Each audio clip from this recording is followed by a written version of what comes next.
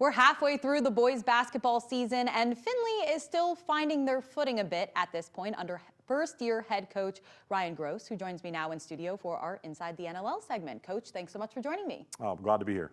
You know, the record may not be exactly where you want it at this point, but what do you feel like your team has learned up to this point in the season? First step for us is just competing every day. We want to come out and have high energy and compete and be a great teammate.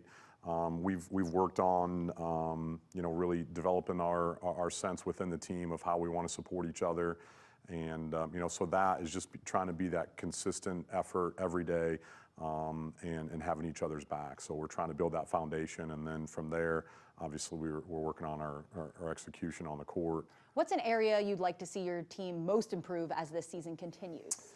Well, we've implemented a little bit of different offensive system. I think, for us, ball security has been a big issue for us. When we've been able to take care of the ball, we have some guys that can make shots, and then it allows us to get back and play good, solid half-court defense. When we're turning it over, now teams are getting out in transition, and, it's just hard to guard when you're constantly running back after turning over the basketball. So for us, it's just making sure that we're taking care of it and then getting quality shots on the offensive end.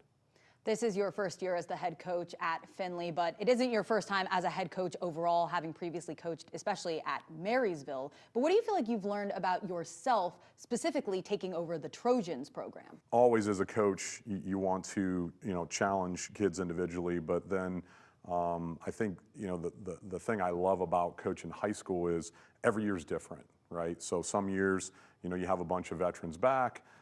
Some years you have high talent, some years maybe not, and so as a coach you always got to find a way of how you're going to mold those kids together. And I think it always goes back to the thing that we talked about just a minute ago, was we're always getting our kids really to care for each other, represent their school and community in the right way, and so as a coach, it's how do I continually mold each year those kids that we have into kind of executing that. It seems like team bonding is really important to you, especially even off the court. So how have some of those activities, like going to the University of Findlay games or just having team dinners, kind of helped build that bond for this specific team? Yeah, we do something weekly called Trojan Time. So our coaches started leading that, and then now we're into our players. So each week, we have, and it might be just a 5-minute activity. We've done things like, watched an inspirational video and talked about it as a team. We've, played tag, tug of war. So sometimes it's a competition, sometimes it's more of a team building talk.